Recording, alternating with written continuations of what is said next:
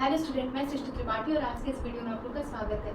Property of convergent and divergent series, divergent और convergent series की हम प्रॉपर्टी का डिस्कशन करेंगे। तो चलिए देखते हैं फर्स्ट प्रॉपर्टी क्या है।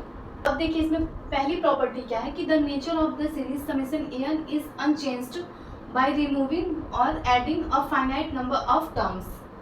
Summation an equal to a1 plus a2 plus a3 plus am plus am plus 1 and so on.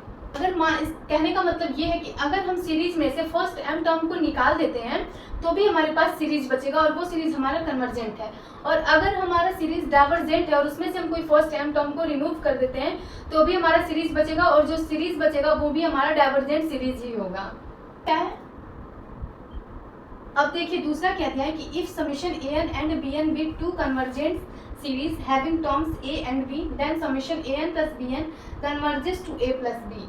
हमारे पास कोई दो सीरीज गिवन है, एक an है और एक bn है, ठीक है, जो कि हमारा क्या है कन्वर्जेंट सीरीज है और इसके पास इसका टर्म दिया है a और b। तो अगर हम इसका सम फाइंड करेंगे, अगर दोनों को हम ऐड करते हैं an और bn को तो वो हमारा कन्वर्ट करेगा a प्लस b पर। जैसे मान लेते हैं कि an इक्वल टू 1 दिया है और bn इक्वल टू 5 दिया है, तो जब हम इन दोनों को ऐड करेंगे तो ये क्या आएगा 1 प्लस 5 इक्वल टू 6, यानी कि ये भी हमारा कन्वर्जेंट सीरीज होगा। अब जो इसका कन्वर्जिंग पॉइंट होगा वो हमारा 6 होगा। तो ऐसे हम दो प्रॉपर्टी देख लिए हैं कि क्या पहली प्रॉपर्टी क्या समझते हैं हम कि मान लीजिए कि कोई सीरीज दिया है, ठीक है, अगर वो कन्वर्जेंट सीरीज है उसमें से अगर हम फर्स्ट m टर्म को रिमूव कर देते हैं तो भी हमारे पास सीरीज बचेगा और जो सीरीज बचेगा वो हमारा कन्वर्जेंट सीरीज होगा।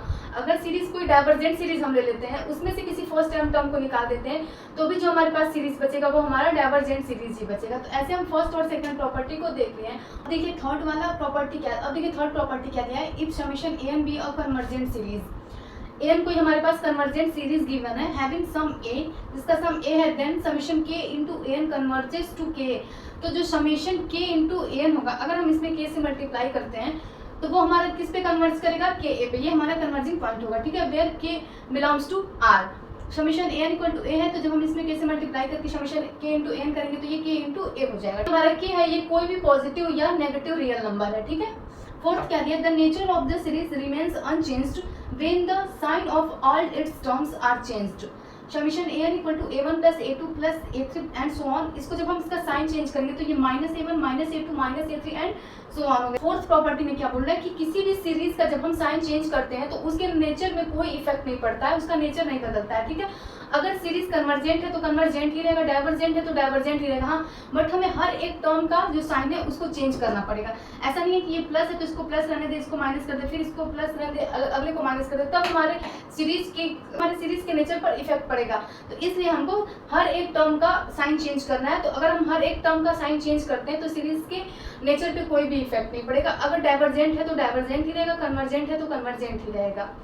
आई होप आप लोग को समझ में आ गया होगा कि चार प्रॉपर्टी क्या क्या है कन्वर्जेंट और डाइवर्जेंट सीरीज के लिए। तो आज के लिए बस इतना ही, फिर मिलेंगे कल नए वीडियो के साथ। Thanks for watching my video.